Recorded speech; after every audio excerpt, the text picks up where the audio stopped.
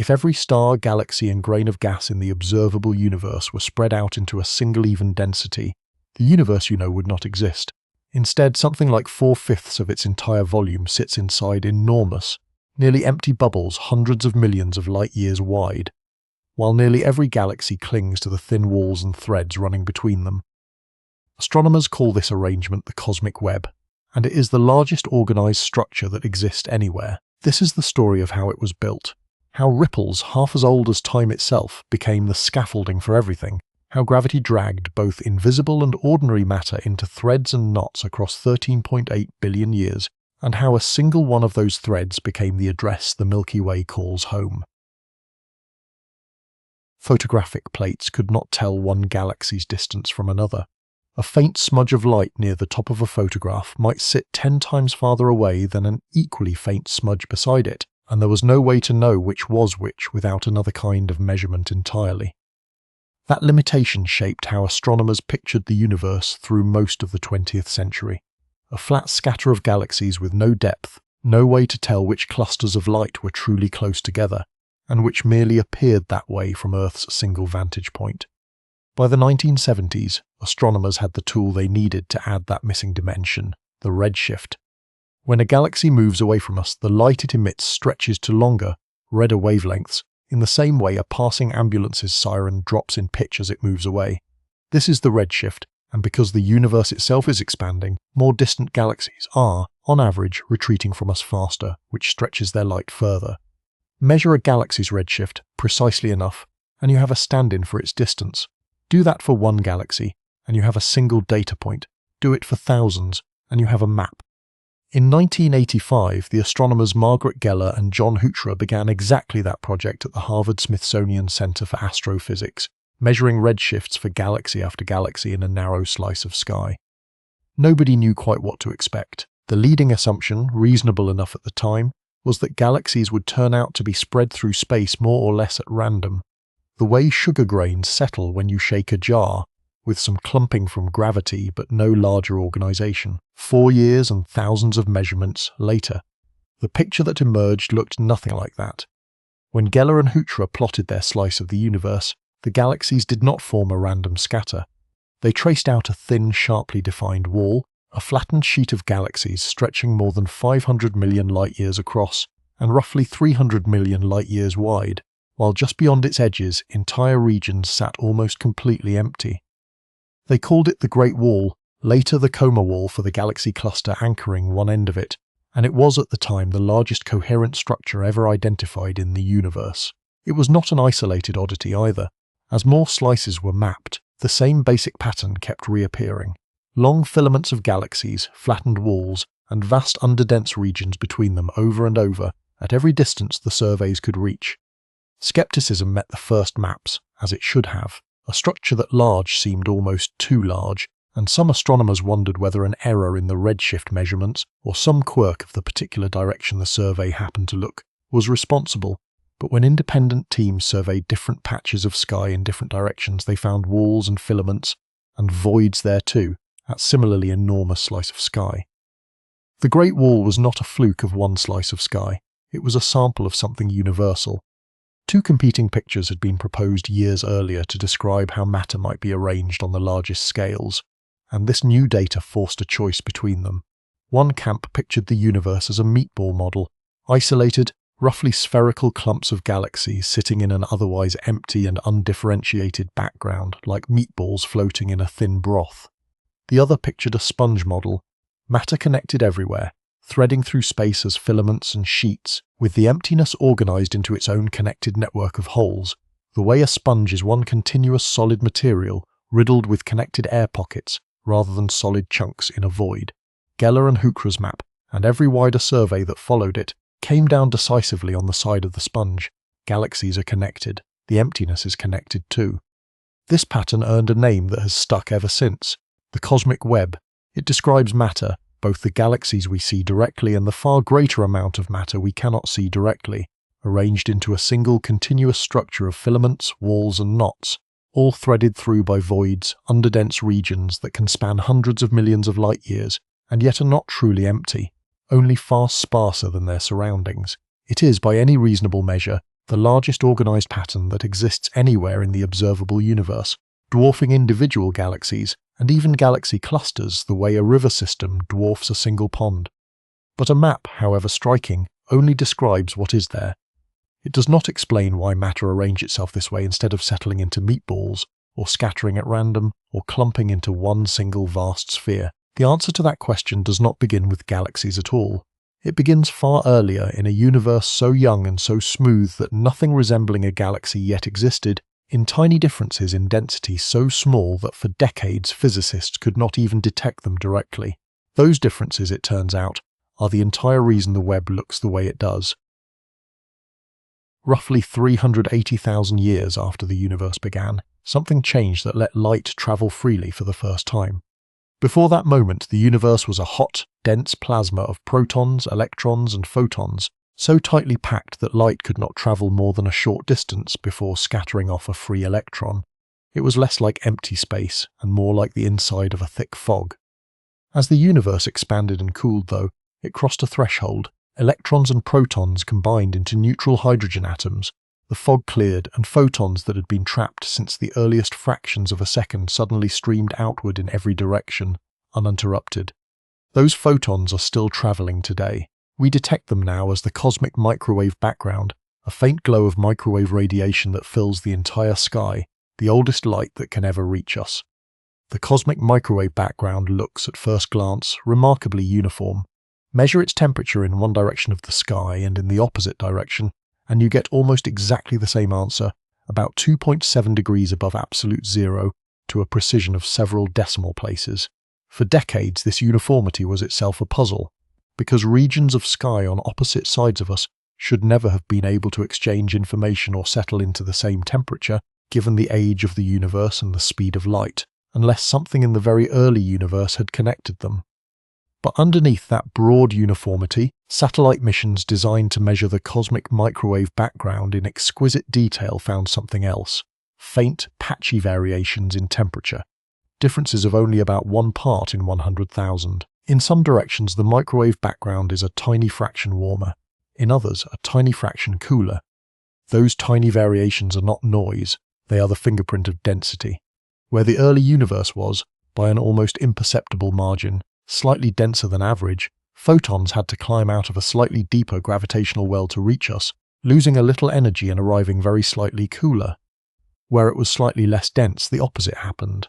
Read correctly, that faint mottled pattern across the whole sky is a direct photograph of the density structure of the universe at 380,000 years old, 1 part in 100,000 above or below the average. Everywhere astronomers have looked. Where did those tiny density differences come from in the first place? The leading explanation reaches back further still, to a proposed period called inflation, an extraordinarily brief interval, lasting perhaps a tiny fraction of the first second, during which the universe is thought to have expanded by an enormous factor, far faster than the ordinary expansion that continues today. Before inflation, on the smallest imaginable scales, quantum mechanics guarantees that no field, no region of space, is ever perfectly smooth. Tiny random fluctuations are always present, the same kind of fluctuations that show up in any quantum system. Inflation, if it happened as current models predict, would have taken those microscopic quantum fluctuations and stretched them, in an instant, across distances that would eventually grow to span the observable universe. The tiniest possible unevenness in all of existence became the largest possible unevenness, frozen into the fabric of space itself before a single atom had formed. This is a bold claim, and astronomers treat it with real caution.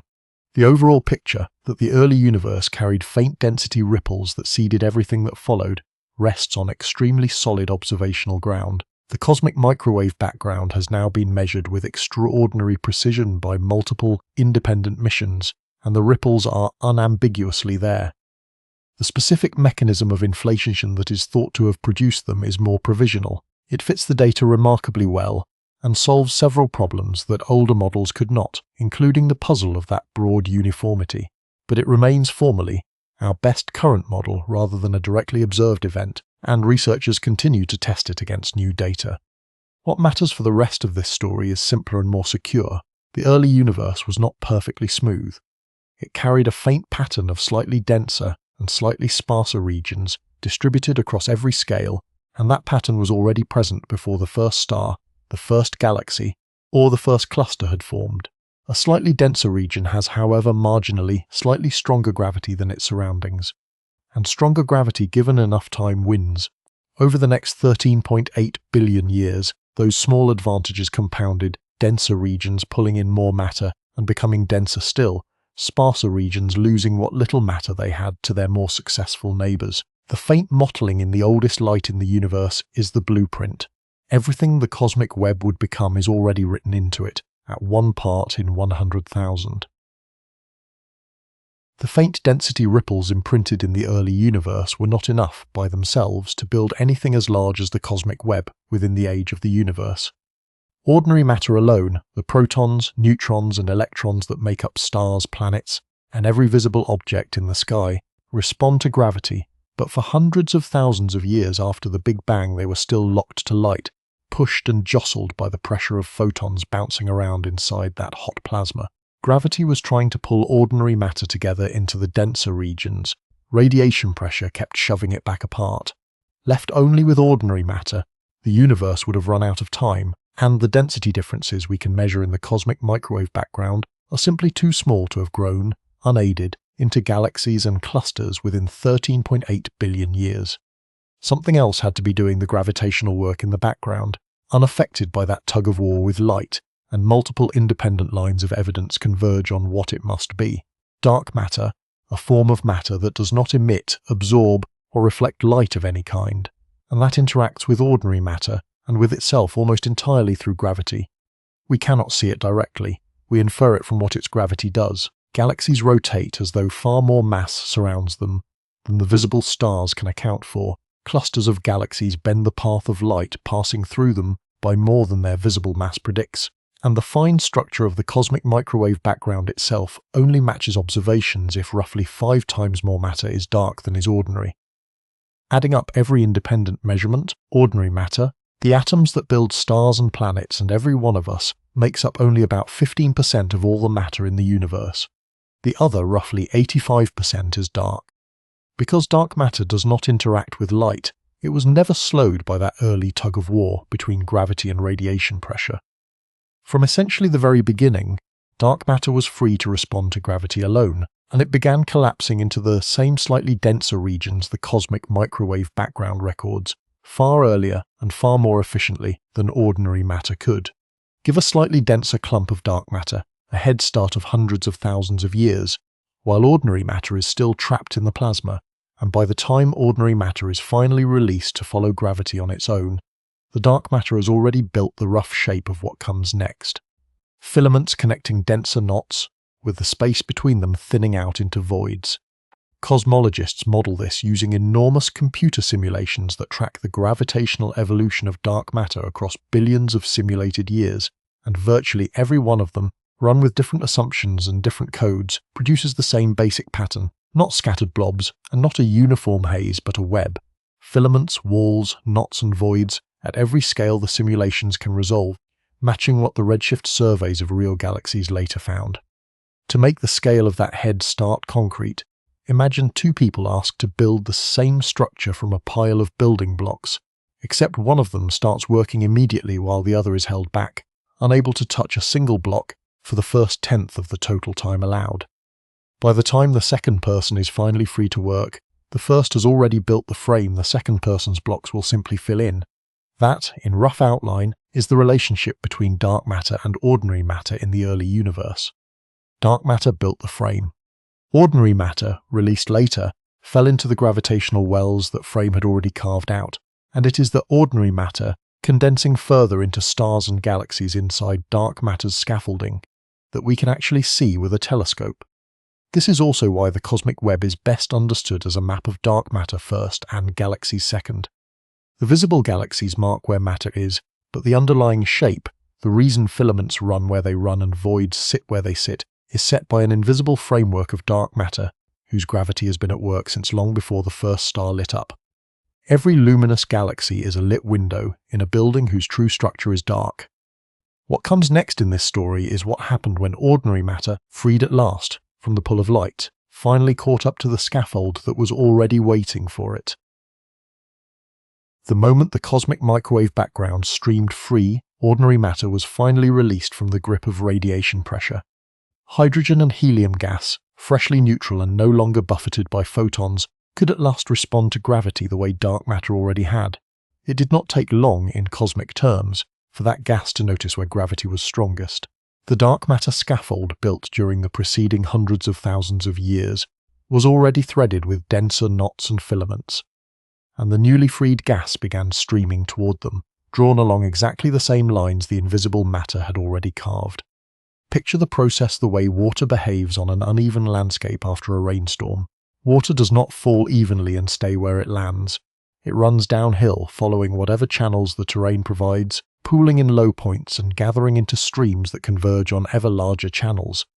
Ordinary gas in the early universe behaved in an analogous way, except the terrain it was following was not shaped by rock and soil, but by the gravitational contours of dark matter.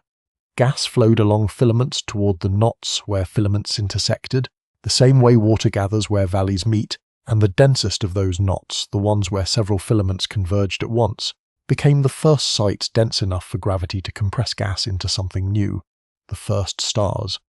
Current models place the formation of the very first stars at roughly 100 million to 250 million years after the Big Bang, an era astronomers still call, half in earnest, the cosmic dark ages, because before those first stars ignited, there was no starlight anywhere in the universe, only the fading afterglow of the cosmic microwave background cooling as the universe expanded. The first stars are thought to have been enormous by modern standards, possibly hundreds of times the mass of our Sun, built from nearly pure hydrogen and helium, with none of the heavier elements that later generations of stars would inherit from their predecessors' deaths.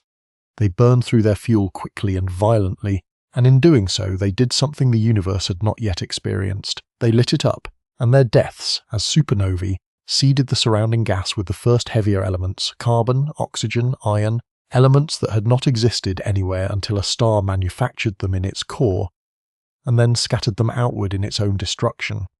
Those first stars did not form alone, scattered evenly through space.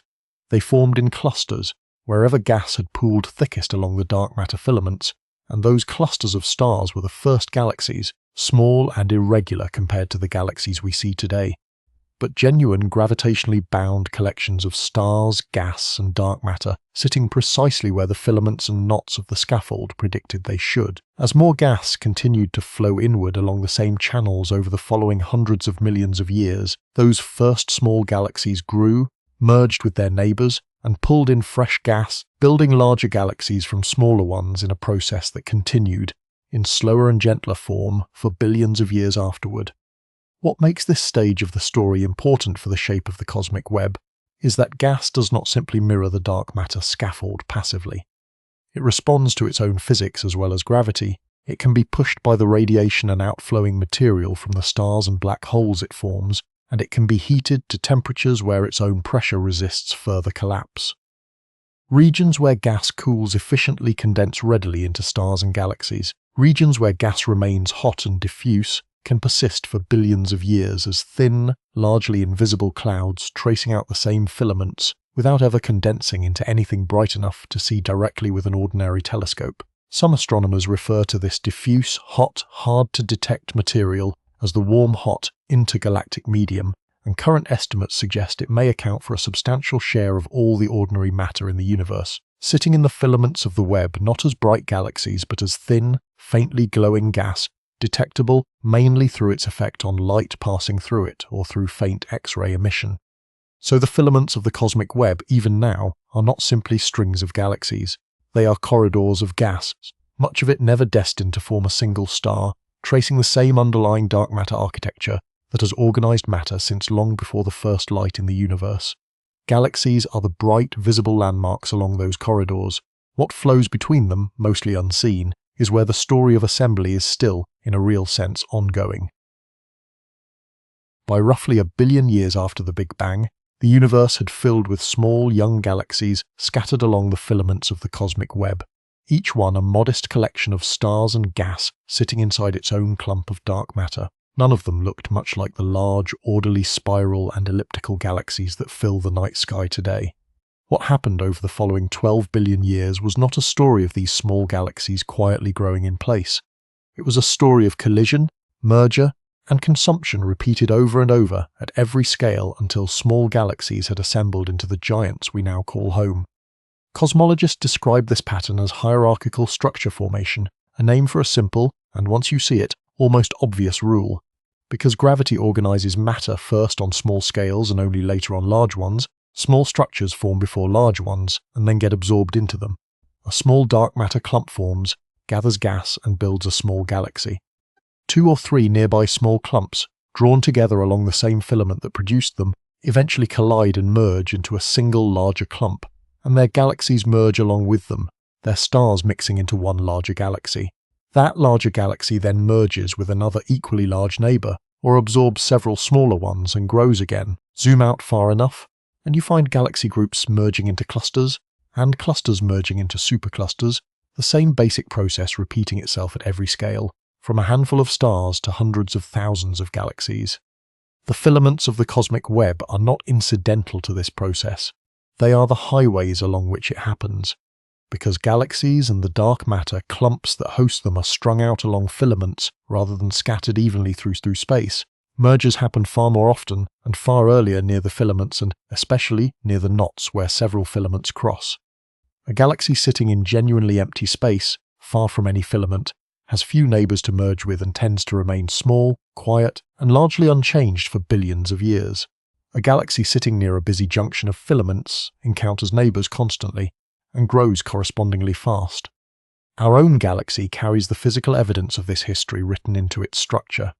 The Milky Way's outer regions contain streams of stars with orbits, compositions, and ages that mark them as the remnants of smaller galaxies the Milky Way pulled in and tore apart over billions of years. Most famously, a small galaxy called the Sagittarius Dwarf, whose stars now form a long, looping stream wrapped around our galaxy multiple times, still visibly distinct from the Milky Way's own native stars even after repeated close passages. The Milky Way is not finished merging either. It is currently, slowly, absorbing several small satellite galaxies, and astronomers expect it to merge with its much larger neighbour, the Andromeda Galaxy, several billion years from now, in a collision that will eventually leave a single large elliptical galaxy where 2 spiral galaxies used to be. This merger history explains something that puzzled early galaxy surveys: why galaxies of a given size tend to be found in particular kinds of environments. Small, undisturbed galaxies with old, quiet star populations are common far out in the sparser reaches of filaments and in the outskirts of voids, where they have had few opportunities to merge or trigger fresh star formation. Large, massive galaxies with disturbed shapes, tidal tails, or unusually vigorous star formation cluster overwhelmingly near the densest junctions of the web, in and around galaxy clusters, exactly where the merger rate has always been highest. The web is not just a map of where galaxies happen to sit, it is a map of how violently each region's history has unfolded. As this merging accelerated across billions of years, the densest junctions of the web grew rich enough in galaxies, gas, and dark matter to become something categorically new, not merely a crowded patch of filament, but a bound, coherent structure in its own right, massive enough to hold hundreds or thousands of galaxies together against the overall expansion of the universe. These are galaxy clusters, and understanding how they anchor the cosmic web structure is the next piece of the story. A galaxy cluster is what happens when hierarchical merging reaches its natural endpoint at the largest scale gravity has had time to organize within the age of the universe. Rather than a handful of galaxies drifting near one another, a cluster is hundreds, sometimes thousands of galaxies bound together by mutual gravity into a single system, all orbiting a common center of mass the way deep planets orbit a star, except the orbits here take hundreds of millions of years to complete, and the object at the center is not a star but the combined gravity of everything the cluster contains. Clusters also hold enormous reservoirs of hot gas between their galaxies, gas that has been heated by the immense gravitational energy of the cluster's own formation to tens of millions of degrees, hot enough to glow in X-rays rather than visible light. In many clusters, this hot intra-cluster gas actually outweighs all the stars in all the cluster's galaxies combined. The nearest large example to us is the Virgo cluster, roughly 55 million light-years away, containing well over 1,000 galaxies bound into a single gravitationally coherent system. The Milky Way is not a member of the Virgo cluster, but it is not entirely free of it either. Our galaxy sits at the edge of the Virgo cluster's gravitational reach, feeling a gentle but real pull toward it, one small contribution among several to the Milky Way's overall motion through space. To put the scale in more familiar terms, if the Milky Way's roughly 100,000 light-year diameter were shrunk to the width of a single coin, the distance to the Virgo cluster on that same scale would still stretch across the length of several football fields. Even our nearest large cluster neighbour is staggeringly far away, and it still manages to tug on us. Clusters themselves are not the largest structures the web builds. Zoom out again, and clusters turn out to be arranged in their own larger groupings, called superclusters, vast regions where multiple clusters and thousands of smaller galaxy groups all sit within the same overarching web filament or web junction, loosely bound by gravity, but unlike clusters, generally not gravitationally bound tightly enough to hold together permanently against the universe's overall expansion. The Virgo cluster itself is only one member of a much larger supercluster complex, one that astronomers eventually mapped in its entirety and gave a name drawn from Hawaiian, meaning immense, heaven, Laniakea. Laniakea spans roughly 500 million light-years and contains an estimated 100,000 galaxies, including every galaxy in our immediate neighborhood, the local group, the Virgo cluster, and everything gravitationally drawn toward the same regional center of mass. What defines a supercluster's boundary is not a wall or a gap but a watershed. In the same sense, the boundary between two river drainage basins is defined by which way water flows on either side of a ridge, rather than by any physical wall between them. Every galaxy inside Laniakea is, on the largest scales, drifting slowly toward the same broad gravitational basin. Galaxies just across Laniakea's boundary are instead drifting toward a different basin entirely, dominated by a different, more distant concentration of mass. Cosmologists mapped Laniakea's boundary in 2014 precisely this way, by tracking the actual measured motions of tens of thousands of galaxies, and asking, for each one, which basin its velocity was ultimately flowing toward. Clusters and superclusters mark the knots of the cosmic web, the places where multiple filaments converge, and where the accumulated gravity of billions of years of merging has produced the densest, most massive structures the universe has built. But a web is defined as much by its holes as by its threads and knots, and the same process that built these enormous concentrations of matter necessarily emptied matter out of somewhere else. The regions that lost that contest, the vast stretches of space where gravity never had enough of a head start to compete, became something just as important to the shape of the cosmic web as any cluster: the voids. If clusters and superclusters are where the cosmic web's matter concentrated, voids are where it drained away. A void is not empty in the way a vacuum chamber is empty. Galaxies do exist inside voids, just far fewer of them, spread far more thinly than in the filaments and knots that border them. The typical void identified in galaxy surveys spans somewhere between 100 million and 300 million light-years across, and within that volume the density of matter, both ordinary and dark, can run to less than a tenth of the universe's average density. Voids are underdense regions on a genuinely cosmic scale, the negative space the rest of the web structure was built from. Voids form for a reason that follows directly from everything already assembled in this story. Wherever the early density ripples left a region slightly below the cosmic average, that region started at a gravitational disadvantage, and disadvantages compound over time just as advantages do. A slightly underdense region has slightly weaker gravity pulling matter toward it, so its matter, over billions of years, tends to drift instead toward whatever denser regions happen to lie nearby, following gravity's pull outward rather than resisting it. The void does not stay still while this happens either. It actively grows, expanding as its matter drains toward its borders, in much the same way the hole in the middle of a ring of dough grows larger, as more dough is pulled toward the outer ring while it rises. Simulations that track this process across billions of simulated years show voids doing exactly this, growing steadily, merging with neighboring voids, and becoming over time an ever larger share of the universe's total volume, even as the total mass they contain keeps shrinking. One void sits, cosmically speaking, almost next door to us, and its presence appears to be having a measurable effect on our own galaxy's motion. Astronomers call it the local void, a large underdense region bordering our cosmic neighborhood on one side, distinct from the crowded region on the opposite side where the Virgo cluster, and beyond it the enormous Shapley Supercluster, sit.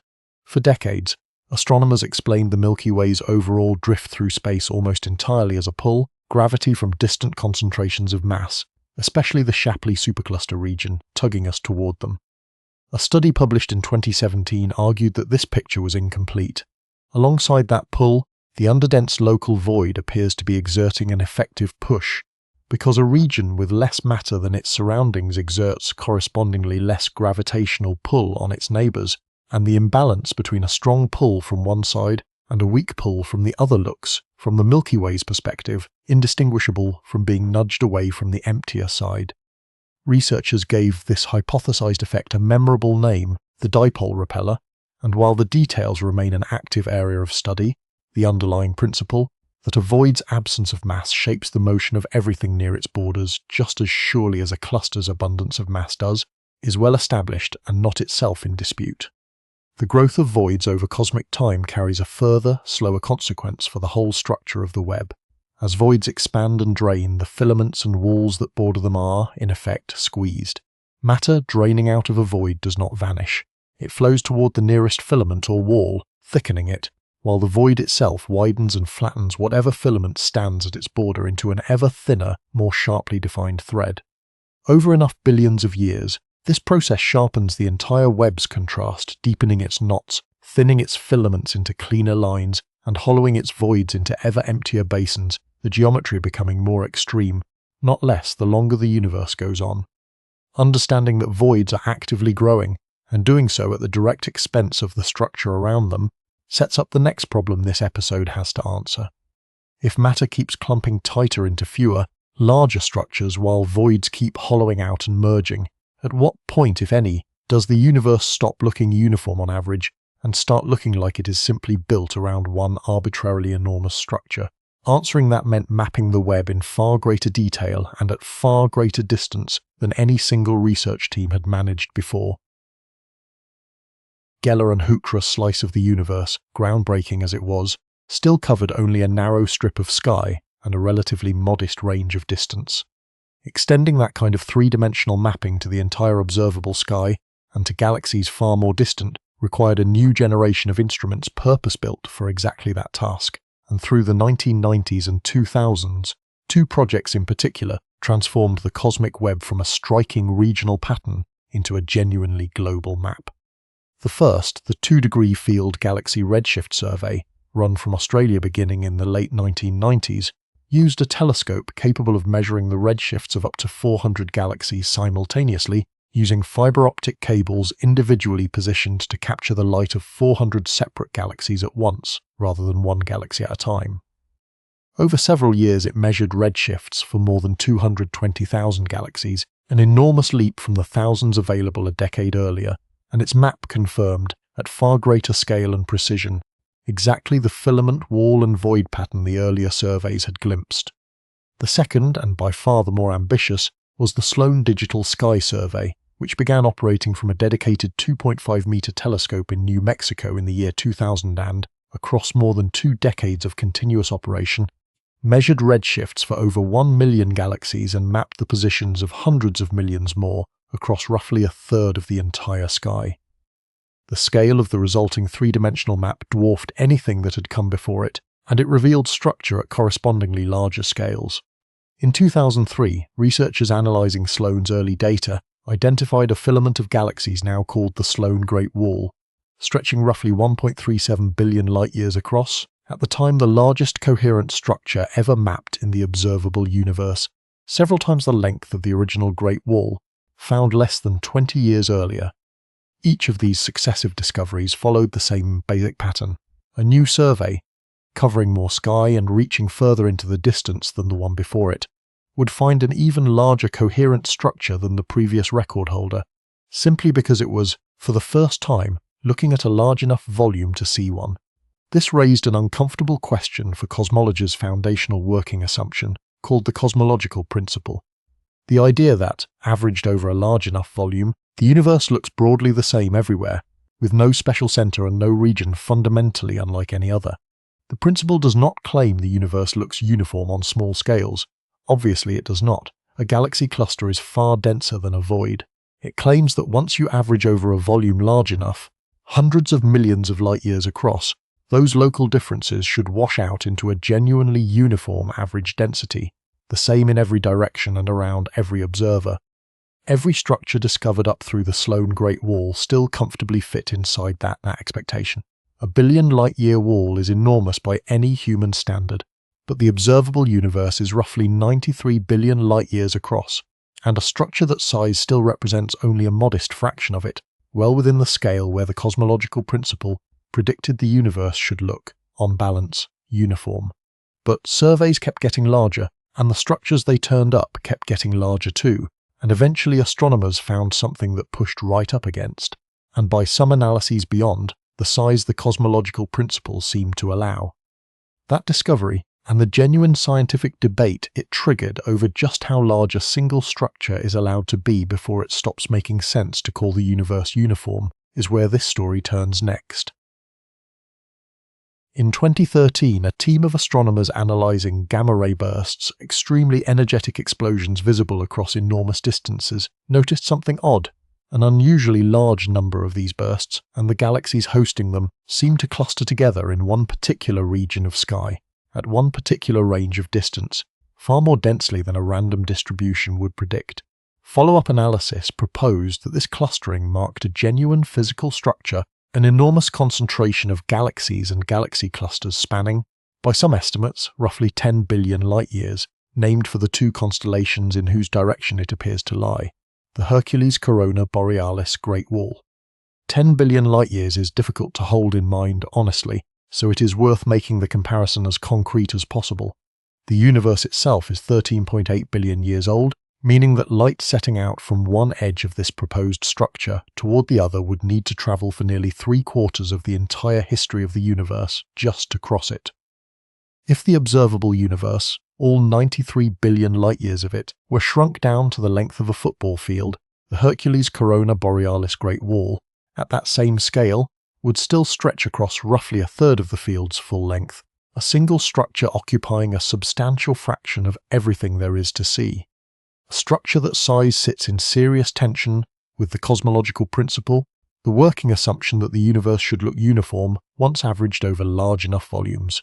Cosmologists had already worked out, from theory and from simulations, roughly how large the largest structures the universe's own physics should be able to build within 13.8 billion years, and most estimates put a reasonable upper limit somewhere in the range of 1 billion to 1.5 billion light-years, comfortably larger than the Sloan Great Wall but nowhere near 10 billion. If the Hercules-Corona Borealis Great Wall is real, at the size originally claimed, it is difficult to explain using the same gravitational growth of density ripples that built every other structure in this story, and that difficulty is exactly why the claim has not settled into consensus.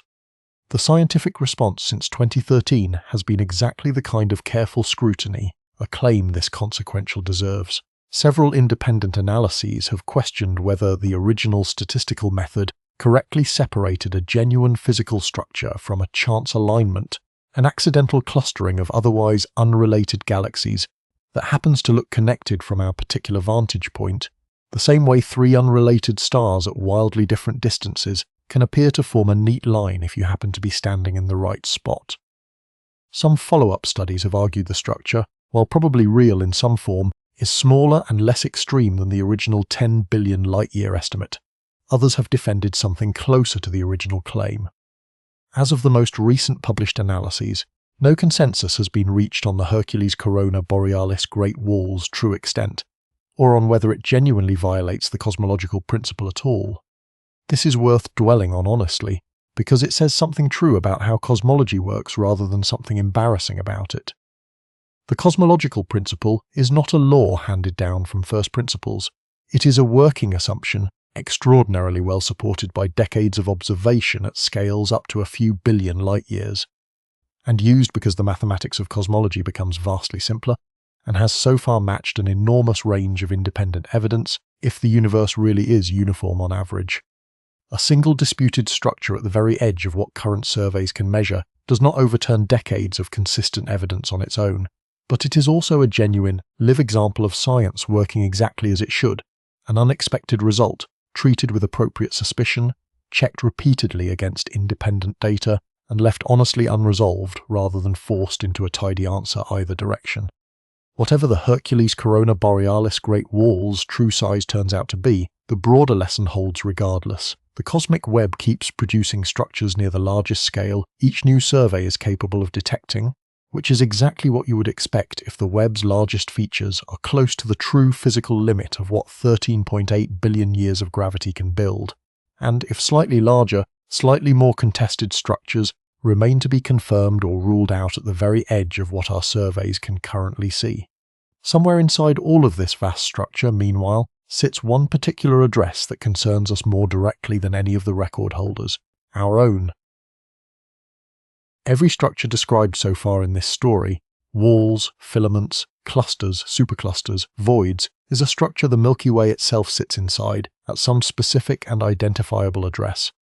It is worth pausing on exactly where that address is, because the same forces that built the largest structures in the observable universe are right now quietly shaping the motion of the galaxy we live in. Zoom in from the largest scale. The Milky Way belongs to a small, unremarkable cluster of about 100 galaxies called the Local Group, dominated by two large spiral galaxies, our own and the Andromeda Galaxy, along with the smaller Triangulum Galaxy, and dozens of much smaller dwarf galaxies gravitationally bound to one or the other. The Local Group itself is not a galaxy cluster in the fuller sense described earlier. Our part of the structure never grew massive enough for that.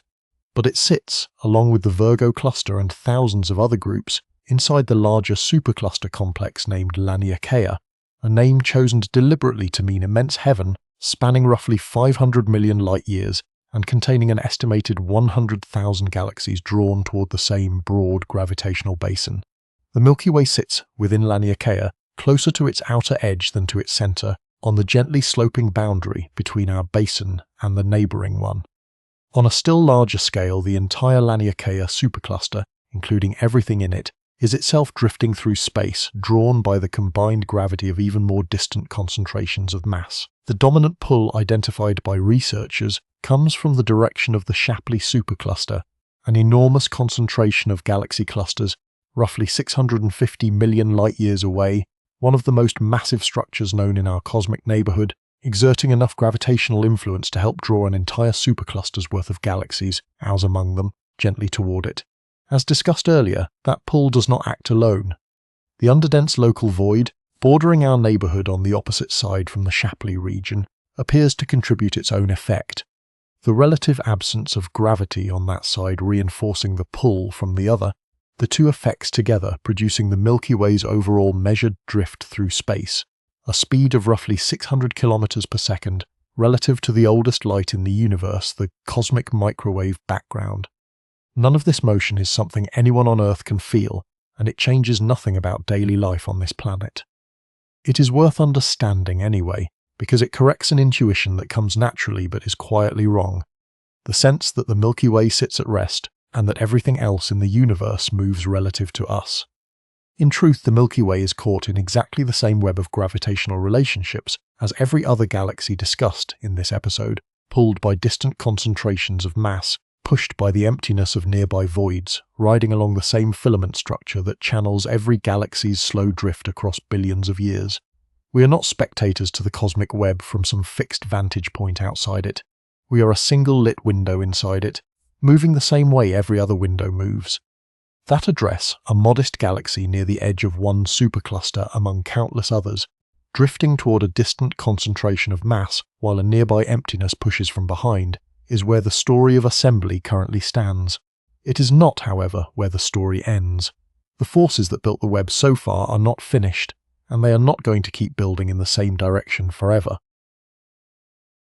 Everything described in this episode so far has been a story of gravity winning, density advantages compounding, matter draining from voids into filaments, filaments feeding knots, knots merging into clusters and superclusters. For roughly the first 9 billion years of the universe's history, that is essentially the whole story. Gravity pulling matter together against the backdrop of an expanding but decelerating universe. Its expansion rate gradually slowing as gravity's collective pull worked against it. Then, roughly 5 billion years ago, that decelerating expansion stopped decelerating and started speeding up instead, and it has continued speeding up ever since. Astronomers discovered this by studying a particular class of exploding stars, Type Ia supernovae, which reach almost exactly the same peak brightness every time they occur, making them useful as reliable distance markers, similar in principle to knowing the wattage of a light bulb and using its apparent brightness to work out how far away it is. Measuring the distances and redshifts of many such supernovae across a range of cosmic history, two independent research teams found, to considerable surprise, that distant supernovae were fainter, and therefore farther away, than a purely decelerating universe would predict. The universe's expansion was not merely continuing, it was accelerating.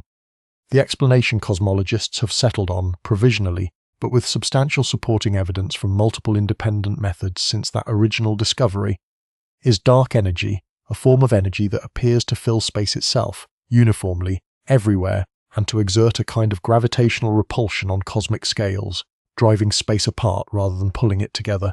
What dark energy actually is, at a fundamental level, remains genuinely unresolved. The simplest working model treats it as a constant energy density inherent to space itself, sometimes called the cosmological constant, and this simple model currently fits the available observational data remarkably well, but researchers continue to test alternative explanations and to search for any sign that dark energy's strength might be changing over cosmic time, rather than staying perfectly constant.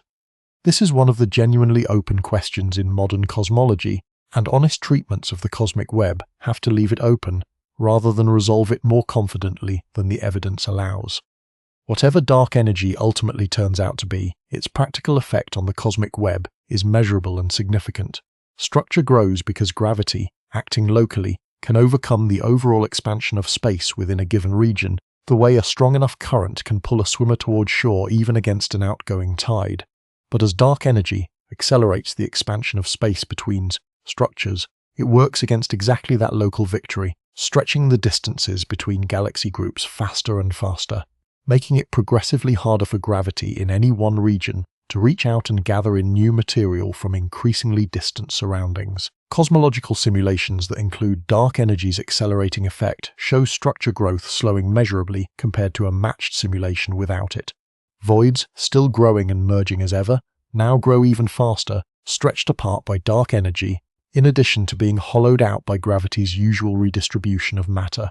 Filaments, meanwhile, are being pulled thinner as the space between their component galaxies expands, even while gravity continues, locally, to try to hold each filament's own galaxies together. The cosmic web, in other words, has entered a different phase of its own history. For its first 9 billion years, gravity was building it against a backdrop that, on balance, helped. For the roughly 8.8 billion years since, it has been building against a backdrop that increasingly works to tear it apart, and the outcome of that contest determines everything about the web's ultimate fate.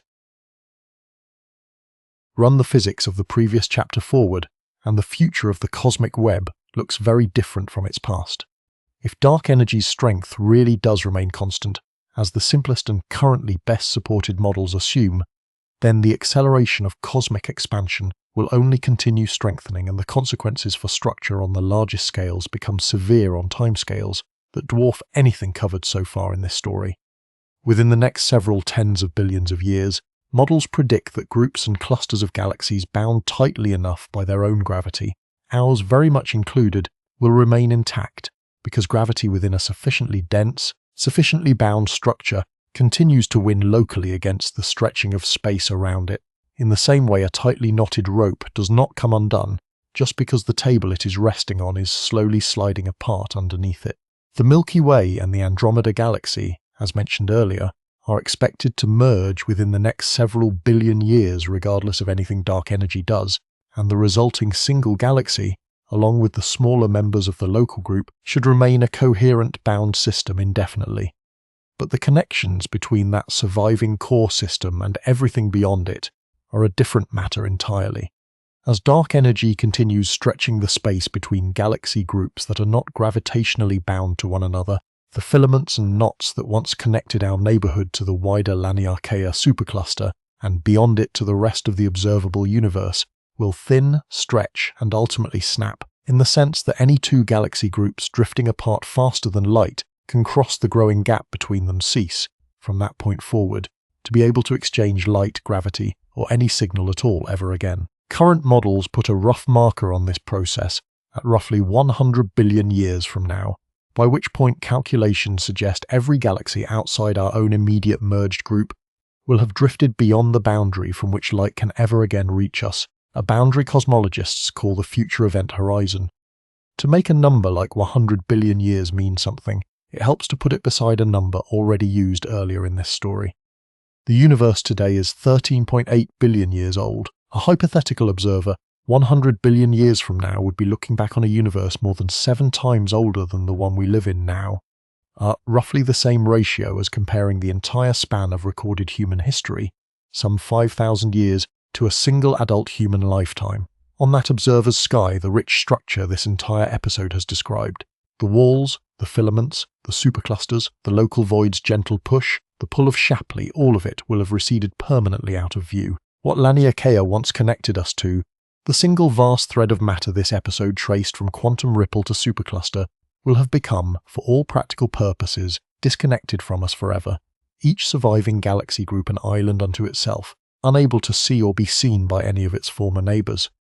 It is important to be precise about what does and does not follow from this. This is not a prediction that galaxies themselves will be destroyed, or that stars will stop shining, or that anything catastrophic happens to matter directly. Individual galaxies, and the stars and any life within them, are expected to continue largely unaffected by this process for a very long time afterward. What ends is connection, not existence. The cosmic web as an interconnected structure, the very thing this entire episode has been describing, gradually stops being interconnected, drifting apart into isolated fragments that were once, and briefly in cosmic terms, part of one continuous whole. That is where gravity and dark energy, left to run their current course, appear to be taking the largest structure in existence. But this same combination, gravity building structure while dark energy works to isolate it, has also given astronomers today one of their most powerful tools for confirming what the cosmic web is actually made of. And for testing the very theory of dark matter this episode leaned on several chapters ago, without yet showing you the direct evidence for it. Every claim about dark matter's role in building the cosmic web, up to this point in the story, has rested on indirect evidence.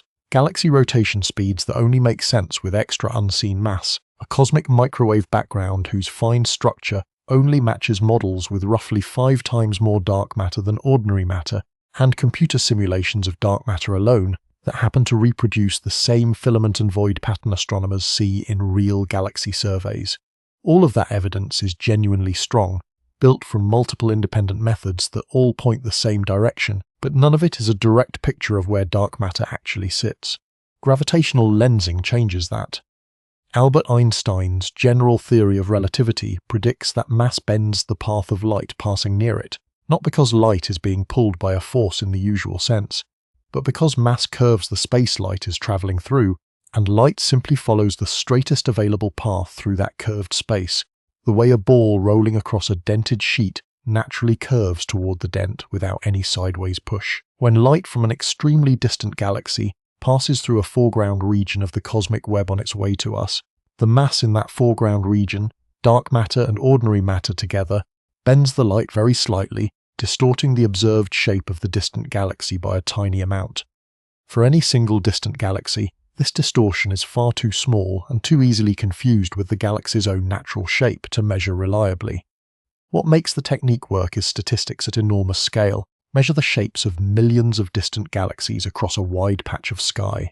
And even though each individual galaxy's shape is essentially unpredictable on its own, galaxies whose light pass through the same foreground region of the web end up very slightly, statistically stretched in a common direction, an effect called weak gravitational lensing. Map that common stretching pattern across the whole sky, and you are in effect mapping the total mass, dark and ordinary combined, that lies between us and those distant galaxies, regardless of whether that mass emits any light of its own.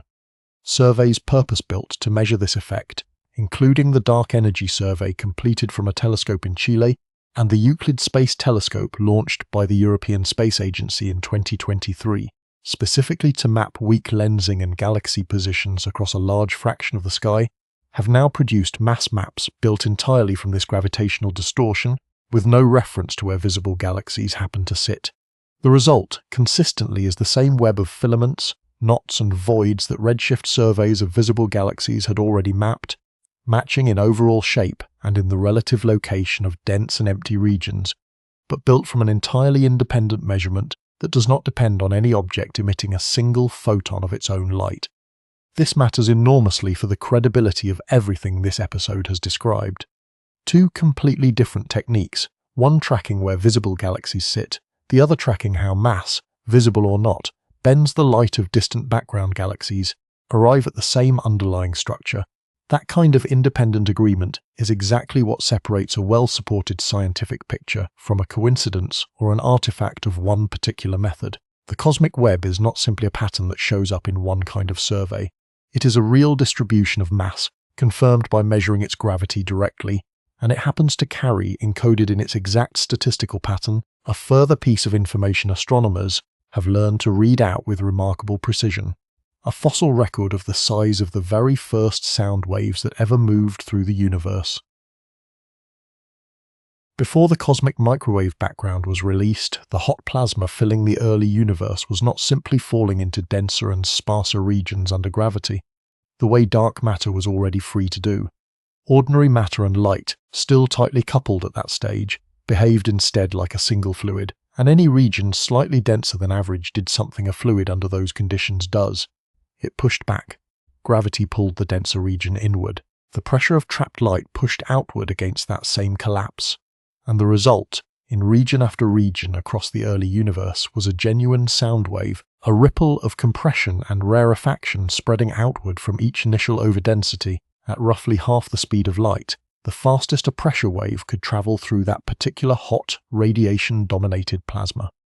Those sound waves travelled outward for as long as the plasma remained coupled to light, which turns out to have been almost exactly the same 380,000 years discussed earlier in this episode, the interval between the Big Bang and the release of the cosmic microwave background.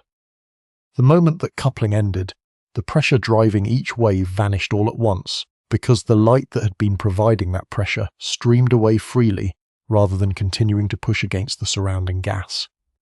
Every one of those sound waves froze in place, at whatever radius it had reached after 380,000 years of travel outward, roughly 490,000 light-years from its starting point, before that distance itself expanded along with the rest of the universe over the following 13.8 billion years to its present size of roughly 500 million light-years. The frozen shell left behind by each of these ancient sound waves is a subtle one, a slightly higher than average probability of finding a galaxy at that specific distance from any other given galaxy, layered on top of everything else that has happened since, hierarchical merging dark matter's scaffold, the growth and merging of voids, dark energy's later stretching of everything apart. Detecting a single frozen sound wave from a single ancient overdensity would be hopeless, buried far too deeply beneath everything else. But because the same physical process happened, independently, at every one of the countless overdense regions scattered through the early universe, the effect is repeated, faintly but consistently, everywhere, and averaging over enough galaxies, millions of them from surveys like the Sloan Digital Sky Survey, reveals the pattern clearly. A small but statistically unmistakable excess of galaxy pairs separated by that same characteristic distance, wherever in the sky and at whatever cosmic epoch you look. Astronomers call this signature baryon acoustic oscillation, and they use it as a standard ruler, a fixed physical length whose true size at any point in cosmic history can be calculated directly from known physics, then compared against its apparent size on the sky at that same epoch to work out, with real precision, exactly how much the universe has expanded since. There is something worth sitting with in the fact that this measurement works at all. The exact same faint density ripples, present in the universe before a single atom had formed neutral, before the cosmic microwave background was released, before the first star, are directly responsible for both the overall shape of the cosmic web this entire episode has traced, and, independently, for this specific repeating echo, a genuine fossil sound wave from the infant universe, still measurably present in how galaxies are spaced relative to one another 13.8 billion years later. The web is not merely built from those primordial seeds in some loose general sense. It carries, encoded in its precise statistics, an actual physical echo of the exact moment those seeds stopped growing as sound and started growing as gravity, preserved across the entire subsequent history of the universe. With the seeds, the scaffold, the assembly, the voids, the mapping, the far future, and now this frozen acoustic fingerprint all laid out, the remaining question is less about physics and more about perspective. What does it actually mean, for us specifically, to live inside a structure like this? Step back now all the way out and look at the full shape of the story this episode has traced. It began with density differences so small that for decades physicists could only infer they existed, 1 part in 100,000 stamped into the oldest light in the universe. It continued with dark matter, invisible and detectable only through its gravity, building a scaffold out of those tiny differences hundreds of thousands of years before a single star existed to illuminate any of it.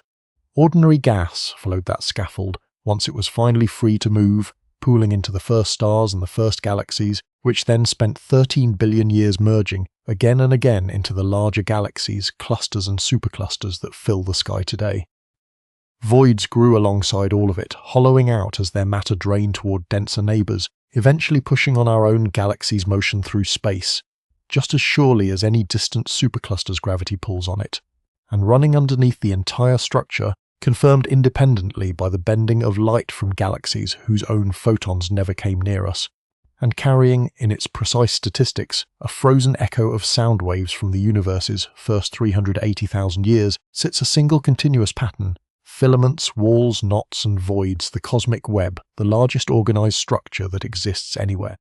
Somewhere inside that structure, on the outer edge of an ordinary supercluster called Laniakea, drifting at 600 kilometers per second, under the combined influence of a distant concentration of mass and a nearby emptiness, sits an unremarkable galaxy with roughly 100 billion to 400 billion stars in it. One of those stars, unremarkable itself by the standards of its own galaxy, has a small rocky planet orbiting it at just the right distance for liquid water to persist on its surface. Every human being who has ever lived, every civilization, every war and discovery and quiet ordinary life, all of it happened on that one planet, orbiting that one star, inside that one galaxy, inside that one thread of the web. It is worth being honest about the scale of that fact, rather than reaching for anything more dramatic than the numbers themselves already provide.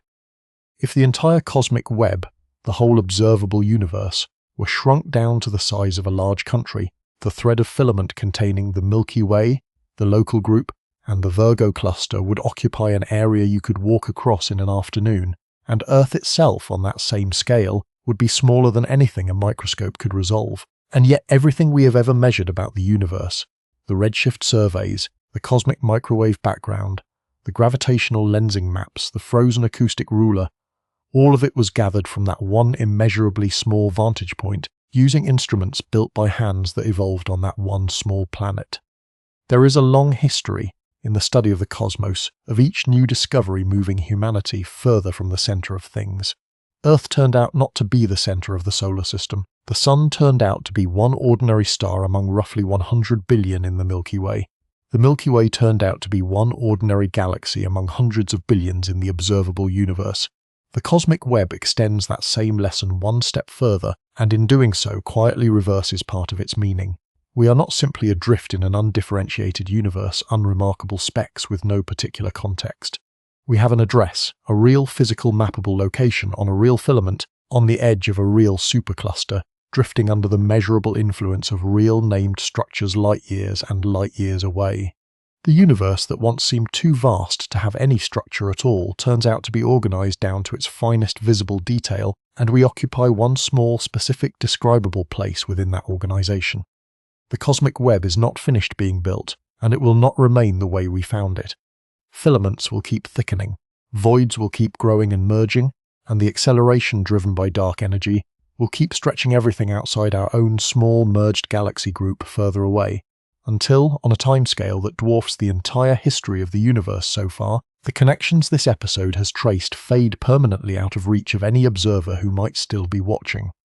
But for now, and for a very long stretch of cosmic time still to come, the thread we live on remains connected to the whole, to the seeds in the oldest light in the sky, to the invisible scaffold that gathered them, to the distant emptiness that nudges us one way, and the distant abundance that pulls us another, and to every other galaxy, star and, as far as anyone has yet been able to discover, every other thinking being if there are any others, tracing out their own small piece of the same enormous, continuous structure. The cosmic web began as a whisper, fluctuations too small to measure directly, stamped into the universe less than a fraction of a second after it began. It ends, so far as anyone can tell today, as the largest organised pattern that exists, a structure of filaments and walls and knots and voids spanning the entire observable universe, built by nothing more exotic than gravity acting patiently for 13.8 billion years on matter both visible and invisible. What makes that structure worth returning to is not only its size. It is that every piece of it, the walls first mapped in a narrow slice of sky in 1989, the invisible scaffold confirmed by bending light rather than emitting it, the ancient sound wave still measurably frozen into how galaxies are spaced today, points back to the same origin and forward to the same eventual fate. Nothing in this story stands alone. The Milky Way's own drift through space, gently pushed by an emptiness on one side and pulled by an abundance on the other, is not a special case.